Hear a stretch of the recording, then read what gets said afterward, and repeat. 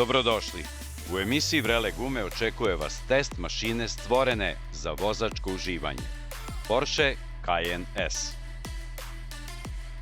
Upoznajte katamaran budućnosti. Sunreef 80 Next, neodoljiva kombinacija jedara i elektrifikacije.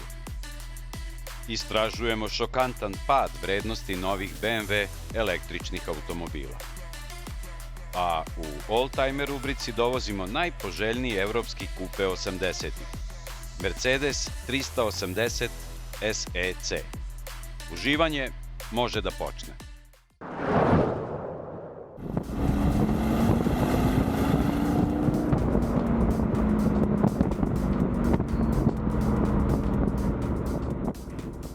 Ajde sad lepo budite iskreni, pa priznajte, kad ste poslednji put čuli ovakav automobilski bariton, čisto mehanički zvuk, iz V8 bi-turbo motora, 4 litre radne zapremine, 474 konjskih snaga i 600 Nm obrtnog momenta. Porsche Cayenne S. Porsche već više od 20 godina dokazuje i potvrđuje činjenicu, jedan od retkih koji je uspeo da kroz Cayenne S postavi sve one sportske performanse u jedan glomazni i preko 2000 kg težak terenac. Slobodno možemo reći da je sportske patike zamenio za dobre čizme i krenuo u jednu pravu pravcatu avanturu.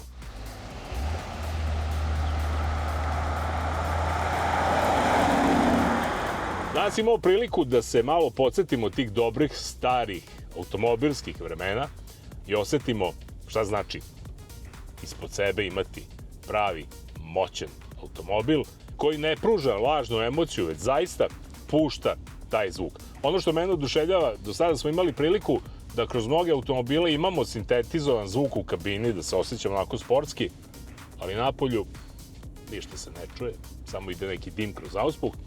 Kod Porschea Cayenne S je to sasvim drugačije. Ono što čujemo unutra, čujemo i napolju, pa kad ovako prebacite kao ja sad recimo u nižu, dodate gas, tu onako baš većina čula počinje da podrhtava. Jer živimo u vremenu kada motori postaju softver, sve je digitalizovano, a ovde još uvijek imamo metal, cilindre, turbine, auspuh i miris benzina. Sad, što se spoljašnosti tiče, u principu to je mogu da prigovorim Porscheu da nisu mnogo učinili na tome da Cayenne nekako modernizuju u smislu da bude drugačiji od onih prethodnika, što je na neki način i prihvatljivo, zato što, ajde kažemo, porodica Porsche Cayenne neće se osjećati loše zato što se ne nalazi u novom modelu. Ono što je kod novog modela evidentno, to je da je nešto malo više digitalizovan nego prethodnik.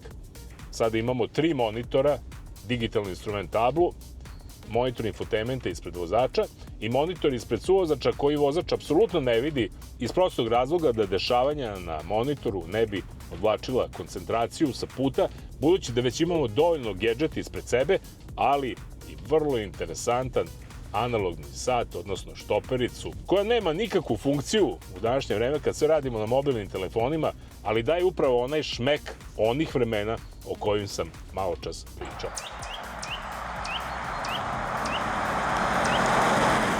Takođe je digitalizovani panel za klimatizaciju, mudro su tu uradili, ne čačka se ništa po ekranu infotainmenta, već jednostavno ovdje imamo taktilne komande i ono što je jako važno je u sredini imamo točkić za regulaciju jačine zvuka u kabini, što znači da i suvozač u ovom Porscheu ima neka svoja prava, pa čak i privilegije ako uzmemo u obzir ovaj monitor koji se nalazi ispred njega. Sedišta su ogromna, glomazna, malo tvrđa nego što bi želeo, dugačka su, ali istovremeno imaju izuzetan bočni oslonac, kako i dolikuje Porscheu, ili jednostavno ovaj automobil voziti polako i sporo nije pravo zadovoljstvo, jer jednostavno ovaj automobil traži vatre, traži nešto brži ulazak u krivinu, jer je fantastično podešan, fantastično izbalansiran i zato je uporište za telo vrlo bitno. Pogon je naravno 4x4 uz 8-stepeni Tiptronic menjač, koji bi mogao biti nešto moderniji, ali u odnosu na ovaj motor sa 8 cilindara i u odnosu na ovu konfiguraciju samog automobila koji je gotovo potpuno mehanički, osmostepeni automatski menjač savršeno dobro radi ono što je najpotrebnije. Shvata misao vozača, reaguje u istom deliću sekunde kada i noga napravi svoju reakciju na papučici gasa. Danas je to zaista retkost, budući da se većina vozačkih informacija prenosi kroz jedan digitalni filter.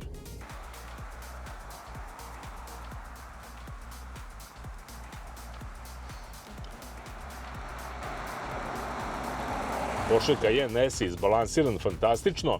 Jednostavno, kada uđe u krivinu, nemate ni jedan problem da li će on iz nje izaći ukoliko ste dovoljno hrabri i vešti da držite papučicu gasa onako muški pritisnuto.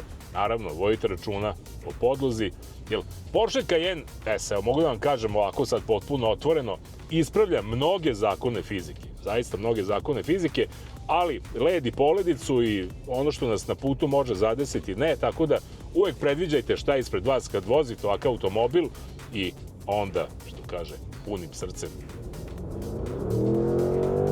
napred. Naravno, poštujte ograničenja, a kada smo kod ograničenja, maksimalna brzina kod Porschea Cayenne S nije limitirana, postiže 274 km/h maksimalne brzine, a do stotke stiže za 4 sekunde. Da vas podsjetim, težak je skoro 2200 kg. Budući da je Porsche Cayenne S dugačak bezmalo 5 metara, logično je da i na zadnjoj klupi ima dovoljno prostora, dobro je dizajnirana. I ostavila je dovoljno prostora i za prtljažnik koji u osnovi ima nekih 550 litara. Mogao bi biti veći za ovu kategoriju. Ono što me posebno oduševljava to je da je izuzetno dobro izolovano podvozje, dakle bez obzira kakav nam je kolovoz ispod točkova, nećemo čuti gotovo ništa, kao da lebdimo na nekom vazdušnom jastuku, što zapravo jeste činjenica, a kada želimo nešto da čujemo, dovoljno je samo pritisnuti papučicu gasa i eto ga prava jedna simfonija za mušku, pa i žensku vozačku dušu. Sad na kraju verovatno ćete se zapitati, a cena? Cayenne se nikad nije kupovao racionalno, ljudi moji. On se kupuje jer želite Porsche. Ovaj Cayenne S je možda i poslednji automobil te vrste, jer sledeća generacija dolazi kao električna. A V8 motor, hteli mi to da priznamo ili ne, odlazi u penziju. I umalo da zaboravim, dobar deo prijatelja me pita, a koliko troši? To je stvarno jedno suvišno pitanje kada je Porsche u pitanju, a moj odgovor je, vidi, za ovih 10 dana testa potrošio sam sve ono što sam uštedeo na električnim automobilima. Ako hoćete baš u nominalnim nekako ciframa, kod umerene vožnje, potrošnja između 12 i 15 litara, benzina na 100 pređenih kilometara, ako ga malo očepite, recimo ovako, lako ide i do 18. I zato ovaj Cayenne S nije samo proizvod, on je zapravo pregled jedne epohe. Poslednji čisti benzinski SUV pre nego što elektrika preuzme glavnu ulogu. I na kraju svega ide pitanje da li je racionalno kupovati ovakav automobil. Odgovor nije. Postoje jeftiniji, postoje moderniji, postoje tiši, ali ne postoji mnogo automobila koji izazivaju emociju kao Porsche Cayenne S. A dobro znamo da je i onaj emotivni deo mozga i iracionalni deo mozga potpuno izjednačen, a nekad i veći u odnosu na onaj racionalni deo, pa je zato ovo automobil koji se kupuje srcem. Košta, pa evo onako da pretvorim to u kvadratne metre, jedne garsonjere u Beogradu na vodi, to je cena ovog Porschea, za razliku od one garsonjere koja stoji na istom mestu i koju ćete nekom izdavati. Porsche Cayenne S će vam doneti upravo ono što vam u životu treba, a to je zadovoljstvo, radost i potvrda onoga što kažu psihoanalitičari, kada se sedne u Porsche, 80% svih životnih problema nestaju. Šta treba više? A ono što vam ja savjetujem, ako možete, kupite Porsche Cayenne S, uživajte, život je kratak, a jednog dana kad više ne budete mogli da ga vozite, prekrite ga belim čaršafom, ostavite generacijama koje dolaze da vide kakav je deda frajer bio. Toliko. Odoh ja. Jedan je život.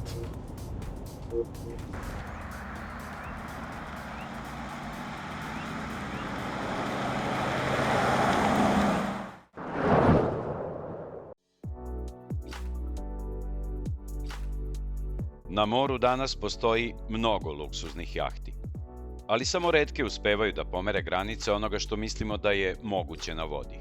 Upravo to pokušava Sunreef sa modelom Sunreef 80 Next.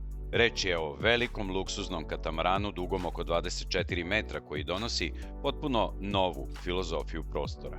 Za razliku od klasičnih monohul jahti, katamaran ima dvotrupnu koncepciju, što znači više stabilnosti, više širine, što u njegovom slučaju znači preko 11 metara i pre svega mnogo više životnog prostora. Sunreef 80 Next koristi katamaransku arhitekturu do maksimuma. Glavni salon je praktično panoramski dnevni boravak okružen staklom, dok se krmeni deo potpuno otvara prema moru i pretvara u ogromnu lounge zonu za odmor ili druženje. Jedna od najimpresivnijih zona je Fly Bridge, površine veće od mnogih paluba na jahtama ove dužine. Tu su bar, sunčališta i prostor za opuštanje sa pogledom od 360 stepeni. U zavisnosti od konfiguracije, ovaj katamaran može da primi 8 do 10 gostiju u luksuznim kabinama uz punu posadu. Po pitanju opcija pogona, na raspolaganju su dve osnovne, motorski i jedriličarski. Katamaran Sunreef 80 Next poseduje standardnu površinu glavnog jedra od 200 m2 i dženove od 155 m2, dok su za motorski pogon zadužena ili dva turbodizela od po 225 konja svaki ili opciono električni pogon. Sunreef 80 Next zato nije samo jahta za plovidbu. Ona je plutajuća vila dizajnirana za one koji žele komfor kuće, ali sa horizontom koji se stalno menja. Ako postoji definicija plutajuće vile, onda je Sunreef 80 Next verovatno najbliže što joj danas možemo prići. Jedini uslov je da posedujete 8 miliona evra za njegovu baznu verziju. Ali i da razumete život u pokretu, daleko od zavidnih pogleda posmatrača vaše uspešnosti.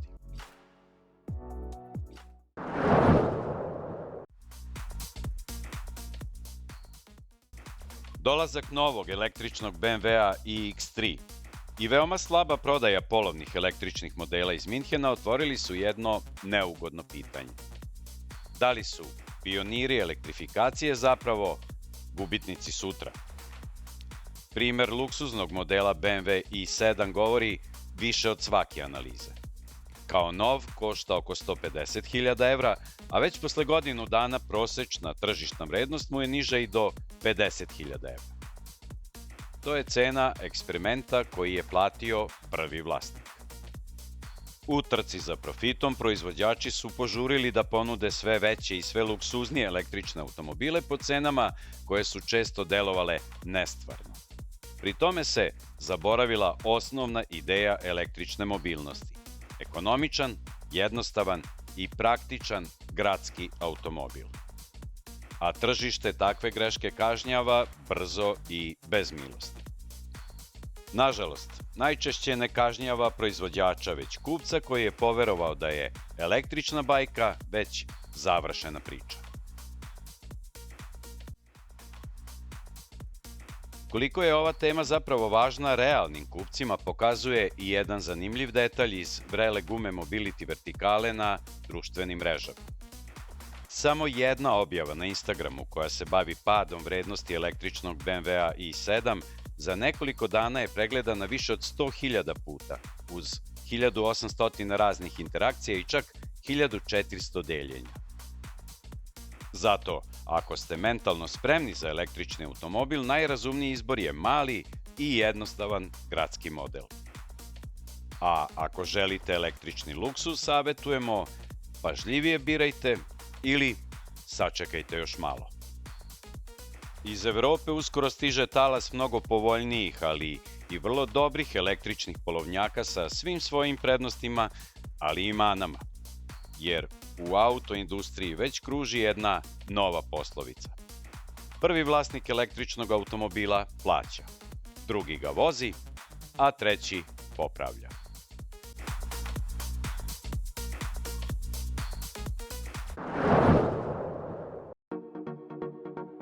Nažalost svih profit trudbenika na baušteli, proizvođač građevinskih mašina Caterpillar ipak za sada ne razvija svoj kamion. Svaka druga informacija je fake news. Postojeći Cat-Truck je koncept na bazi Fordovog izdanja Super Duty. Pored kozmetičkih dodataka na karoseriji, snaga ovog kamiona leži u integraciji vozila i podataka sa gradilišta koje obrađuje veštačka inteligencija. Tako šef gradilišta dok ide na jednu lokaciju može da nadgleda više terena istovremeno. Sistem sortira podatke o učinku i šalje nova uputstva operaterima građevinskih mašina.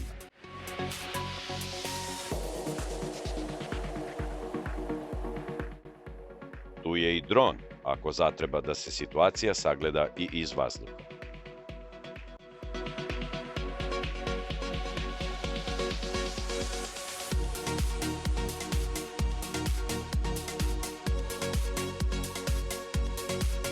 Da li će sve to povećati produktivnost na gradilištima? Možda, ali jedno je sigurno. Šef će mnogo direktnije nego ranije da vam visi nad glavom.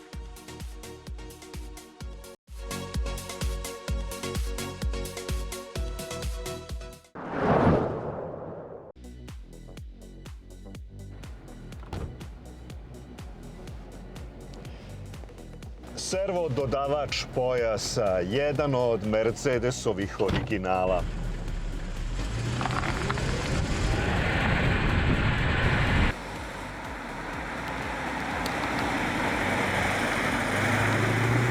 Davne 1981. godine za sve one kojima tadašnja Mercedesova S-klasa oznake W126 eto nije bila dovoljno ekskluzivna, ponuđeno je nešto zaista fantastično na planu personalnog automobilskog luksuza.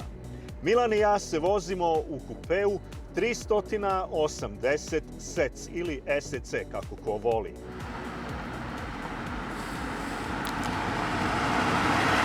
Milane, šta je ispod haube? Ispod haube se nalazi V8 motor sa 3800 kubika, sa 204 konjske snage, 315 Nm. Ubrzanje ovog vozila od 0 do 100 je za 9,8 sekundi i maksimalna brzina je 210 na sat. Na delu je model prve serije, prva godina proizvodnje, definitivno pre redizajne iz 1986. godine. Ove elegantne, aerodinamične, za ono vreme revolucionarne linije, danas klasične, potpisuje Mercedesov dizajnerski tim na čelu sa legendarnim Brunom Sakom i Wernerom Breitschwardetom.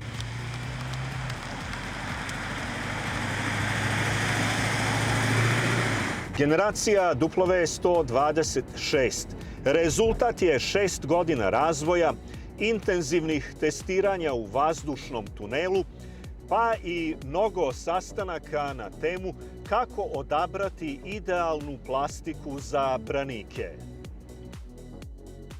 Tu je takođe jedna od brojnih Mercedesovih aerodinamičnih inovacija, sakrivanje brisača ispod linije haube.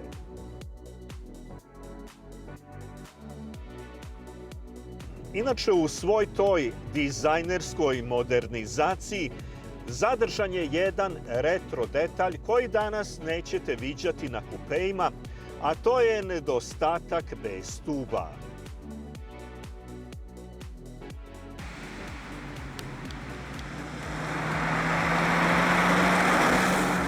Milane, kao što ti i ja znamo, automobil je u Srbiju stigao 2009. godine. Definitivno trebala mu je restauracija. Šta je urađeno? Urađena je limarija, urađeno je farbanje vozila, kompletno, znači mehanički delovi, diskovi, pločice, amortizeri, sistem za upravljanje, spone, kugle, ramena, promenjeni su dihtunzi glave, svećice i svi ostali ti delovi koje je bilo potrebno u tom momentu zameniti.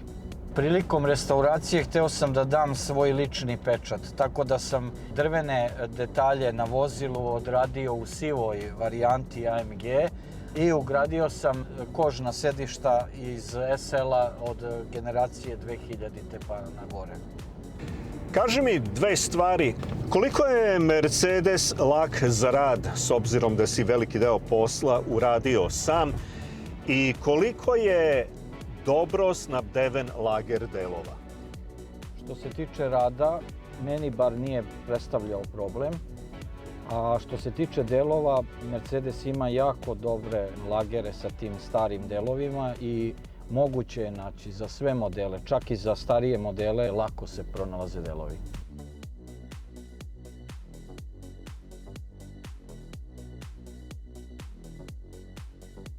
Moram priznati, ove felne nisu baš uobičajene, ali lepo stoje ovom autu. O čemu je reč? Radi se o pentafelnama, one su pravljene u 16 inča, što je jako veliki broj za to vreme. Dosta su šire u odnosu na ostale felne koje su se ugrađivale na tadašnja vozila.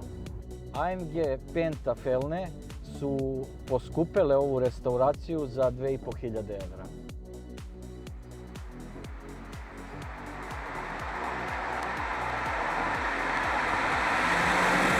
Koliko god da je konfiguracija 380 bila elegantna i poželjna na starom kontinentu, Amerikanci su jedino želeli top performans varijante, i to one koje počinju sa brojem 500.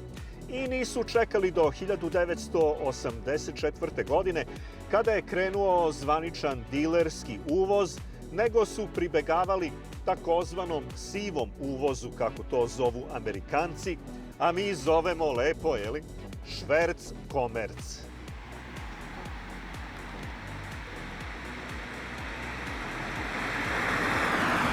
Kada govorimo o doživljaju vožnje, ili ti preciznije rečeno uživanju u vožnji, osim onog momenta na semaforu viđu mene, zašto ti je srce puno? Iako se radi o starom vozilu, vozilo je izuzetno startno, ima dosta snage, svoju snagu prenosi na četvorostepeni automatski menjač, jako se lako vozi, nisko je težište vozila, stabilno je vozilo, teško je vozilo. To je najbitnije, ja mislim, za sigurnu i udobnu vožnju. Iako je kupe, udoban je. Za 10 godina okruglo u Sindelfingenu proizvedeno je 74.000 primeraka ovog kupea. Nešto manji broj sklopljen je u pogonima u East Londonu u Južnoafričkoj republici. Drugim rečima, izuzetno uspešan model.